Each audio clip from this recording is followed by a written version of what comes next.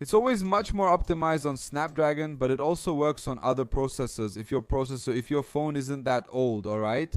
I recommend you use the system driver since the other processors aren't open source and you can't install custom drivers. So use the system driver so you can play on your phone even if it's not Snapdragon, alright? So let's go ahead and test some games here, see if we get better performance in some of them, alright? There are some games right here in the app that you can play, which are these demo versions you can see here on the screen. I've already tested them. All these games here are demo versions. I downloaded this racing one, Electro Ride Prologue. I'll show you how it's performing here. For those of you with a weaker phone, I recommend starting with these lighter games, alright? It's worth testing out the demo versions of games to see if they'll run on your phone, alright? Sparking Zero isn't very optimized to run on GameHub for now. I brought Grand Theft Auto 5. This version of Grand Theft Auto 5 is about 70 gigabytes, alright guys? Grand Theft Auto 5 is about 112 or 120 gigabytes. This version was provided by Dark Emuladores, whom I'll shout out. It was made available during the live stream and I'll leave it in the pinned comment if you want it. I also downloaded Storm Connections, Naruto Storm Connections. If Storm Connections is working, you'll also be able to run the other Storm games smoothly, alright? I tested Thumb Rider during the live stream, right? In the last live stream I did here on the channel, which I actually recommend you watch. If you don't know anything about how to add games to the app, I recommend it. Check out my last live stream. And if you don't know how to install the games, I've already made a video about that too, the previous video, which I'll leave for you in the description, alright? So we're going to start right here, guys, with the Naruto game, alright? Here in the controls, look, in the controls for the controller to work, I enabled controller support here, turned off X input and turned on D input. And I also used the Xbox layout, and the vibration here is up to you if you want it or not. I'm going to turn it off here. So let's go, guys. These are the settings for Storm Connection. Let's start here and see how it is. I'll show you. One important thing too that I noticed here in Storm Connections is that it has a slight slow motion, right? So what I recommend you do is limit it to 30 frames per second, okay? You pull it up here. Look, and let's pull it up. Let's go to settings. In this second setting here, look, you press enable frame limit. See, you turn it on and set it to 30 frames per second, okay? The game will run much better here and you won't have that slow motion effect like in Sparking Zero, okay? So we've limited our game here to 30 frames per second, guys. And it's already started here. As you can see, running well here. Look, 29 frames per second, stays at a steady 30 frames per second. I recommend this configuration. Of course, it's very important to point out to you that the configuration will depend a lot on the phone. So for each game, you'll have to make a specific configuration. To avoid slow motion, so let's get back here. I'll put it on free battle and let's check out the gameplay quality of Storm Connection. Man, I'm already gonna set the battle to 1v1, right? Single match. Take that. And guys, I'm gonna list for you everything that was added in this update, everything that was fixed, alright? By the way, the navigation bar used to stay on the side on my phone. This was fixed for me. Did anyone else have this bug on their phone? I didn't see that many people complaining about this bug. I only saw myself, and it's a good thing it was fixed, right? So let's select Naruto here. There you go. I hit random and got Gaara's father, man. Let's go. Let's fight against Gaara's father, alright? And here the button settings are kind of different, right? We need to adapt since the controller is set to the Switch standard and the defense isn't working for me to play on Storm Connect. But let's go. I'll try to play and at least do the basics. Look, it's hitting the bottom one. Here it's throwing the shuriken. I'm gonna have to adapt, man. And I'm gonna have to adapt because everything's switched around. But it's running smoothly, as you can see. Storm Connection is running really well. I'm about to take a hit here, but that's part of it, right, man? I'm not able to do anything. I haven't even learned how to hit here yet, man. It looks like it's on the square. No, it's not on the square. Everything's reversed. It's down, man. Look at that. Take that. Let's do the little combo. And Storm Connection is running really well, guys. Check it out. We use the Rasengan. It's attacking here. Like it's on the PlayStation controller's X button. Here you jump. Let's do the ninjutsu here. Too awesome. And just look at the quality. Sensational. I've already had one here for Gaara's dad, man. Oh, should I already use the Barrier Mode special? It's a bummer. I can't do substitutions, right? Playing without substitutions on hard mode is a bit disappointing. Look, I set it to hard here and got hit, see? Gara's special is awesome, right? He had the golden sand, right? Gold sand, man. That's wild. Gara's father, huh, man? I shouldn't have set it too hard, right? Unfortunately, I don't have defense. Both triggers down here don't work. I tested it on 3 gamepads and it's bugged for me. About this issue, guys, let me see if I can transform into Baron mode. Let's do this. So we have some useful content in the gameplay. Awesome, right? He already used the cool Rasengan. This game is really beautiful. Let's attack here in Baryon mode real quick. Awesome, and I'm gonna get hit again. It's always Gaara's ultimate jutsu, man. It's always Gaara's ultimate jutsu. You can see here, look, the quality is good, right? That's it, guys. This is Storm Connection's performance. The downside is that I couldn't configure right trigger or left trigger. So the battle gets really hard here. I tested it on the virtual gamepad. I tested it on 3 controllers. And the only buttons that didn't work were those, guys. And guys, let's test Grand Theft Auto 5 here, which is 70 gigabytes. I also noticed an improvement here in Grand Theft Auto 5. It got really good. I really liked the update here, version 2.0.3, which also fixed Grand Theft Auto 5. I used to play the first mission of Grand Theft Auto 5 and it wouldn't get completed, right? The game used to crash during Franklin's mission to take the car. However, in this update, Grand Theft Auto 5 runs much better. If you want Grand Theft Auto 5, this 70 gigabytes version is worth it and working well. Awesome. Also, here's a reminder about something I didn't mention in the first video. It supports all gamepad models, not just a few. Any gamepad you have will work. Via Bluetooth, via cable, you'll be able to play right on your phone screen, so you don't need a specific gamepad. And there's an on-screen controller if you want to play comfortably. It's already loaded here. We're at Franklin's house. And Grand Theft Auto 5 is running really well. Check it out, hitting 43 frames per second. Regarding Grand Theft Auto 5, these are default settings. The configuration was optimized by the app itself here. For me, I noticed an improvement. In my first playthrough of Grand Theft Auto 5, the game ran poorly at only 30 frames per second. The frame rate is now reaching around 47 to 50 frames per second, which is pretty good. I've already answered the call here, and that's awesome. And as you can see, Grand Theft Auto V's performance is much better. The rendering is better. Really cool, really awesome. Look, the frames per second there, it's at 42. It keeps steady here. Let me focus here. See? It stays steady. The frames per second doesn't drop much. That's awesome. And the quality here is all set to medium, okay? Grand Theft Auto 5 quality, man. Look at that. Really cool, right, guys? Who would have thought we could run it at this quality, man? It can run at 60 frames per second and some people can even run it at 4K. If you actually take the time to configure Grand Theft Auto 5, it runs with amazing performance on cell phones these days, right, guys? So man, it's really cool that we can run Grand Theft Auto 5 with this quality, with this smoothness. So if you want Grand Theft Auto 5, the lighter version, okay? A version that's 40 gigabytes smaller. Check out the version I'll leave in the pinned comment. Our Grand Theft Auto 5 is really awesome. It's awesome, even in the car here. Look, driving around the city, cruising with incredible quality, guys. Really incredible, man. And well, guys, another game I couldn't leave out here is Grand Theft Auto IV. For Grand Theft Auto IV, I had to do a specific configuration, okay, man? I had to set up something specific here in Grand Theft Auto IV. And to add Grand Theft Auto IV, man, I tried to add the Grand Theft Auto IV executable, but it asked me to add the launcher, right? So I added the Grand Theft Auto IV launcher executable, and then it worked just fine like this, okay? So I'm going to show you the settings here as well, okay? Of our dear Grand Theft Auto IV that I used here to get it running because it was pretty...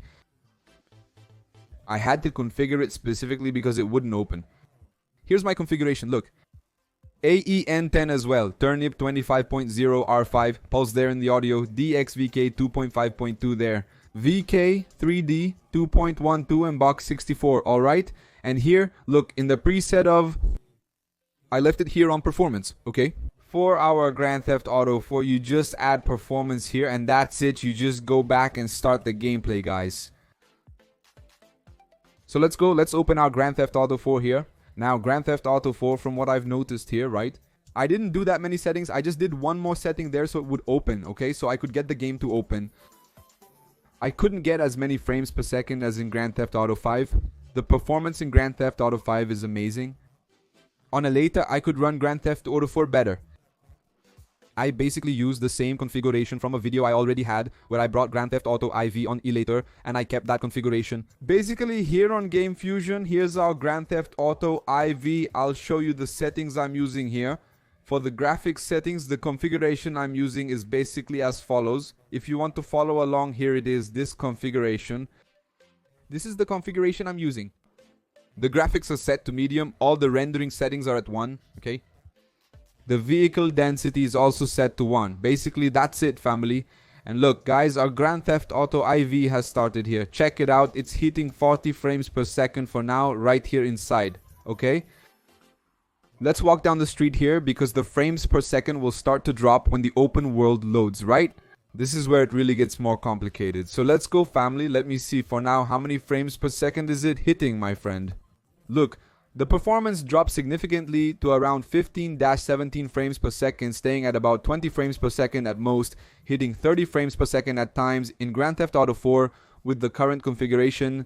The configuration I did was mainly just to get it to run because it wasn't even opening, right? Grand Theft Auto IV may have more optimized versions available. I've noticed some bugs in the pre-installed version of Grand Theft Auto IV that I downloaded. I don't know if this is the complete edition, man. I think it's the full version, right? The complete edition, it's better in some ways, and I think this one isn't the full version. So I noticed some bugs here in our beloved Grand Theft Auto IV, alright? It even uses a lot of central processing unit, okay? The central processing unit here is always staying at 80. If I turn on Diablo mode here, it even hits 100% of the central processing unit, okay? In certain parts of the scenario with fewer particles, I can even get better frames per second. The frames per second improves with more texture, but in the city it even froze for a second, as you can see. At some points in the city there, look, it stays around 20 frames per second, 24. But in other places, where it's calmer, I can get a bit more stable frames per second. A better performance, right? But then our dear Grand Theft Auto 4 is still playable. It's kind of playable here. Maybe there are some settings, better ones for you to add to Grand Theft Auto 4, right? So you can get better performance. I made a configuration. So I just wanted to open the game, right? It wasn't opening for me. So I made a configuration mainly to get it to open. I'll walk around here, and as you can see, the frames per second is a bit low at around 15. That's it, man. Grand Theft Auto 4 launched, and many people asked me to test it, right? And I tried one more configuration here, man, just to open the game, okay? For now, I managed to run it better on Winlater, man. But there it is, running for you guys. For those who asked for gameplay, here's Grand Theft Auto 4 running as well on our GameHub GameFusion, alright? Guys, next game here that we're going to test is Dragon Ball Sparking Zero, which isn't running that well yet. I also had to make some configurations to see if I could get past its crash, because at a certain point it would just crash. So I made some configurations here that I'll show you, which let me skip the crash. Sometimes it still crashes, but I managed to get past the menu there. So let me show you here. The compatibility mode is this one. AN 9.5, Turnip 24 3.0, R2, Pulse Audio, DX VK 2.4 in the box 64 standard 0.32. And here, man, in the preset, here I set it to performance, okay? If you want to follow along, this is how I set up my Sparking Zero. Keep in mind the process varies from phone to phone. You should check it out yourself. Let's go, guys. I'll open Sparking Zero here. I can't recall if I limited Sparking Zero to 30 frames per second. It probably works better if you do the same as with Naruto. If you limit it to 30 frames per second, because otherwise it's going to have that slow motion effect, okay? That's the plan. I've reached the frame limit.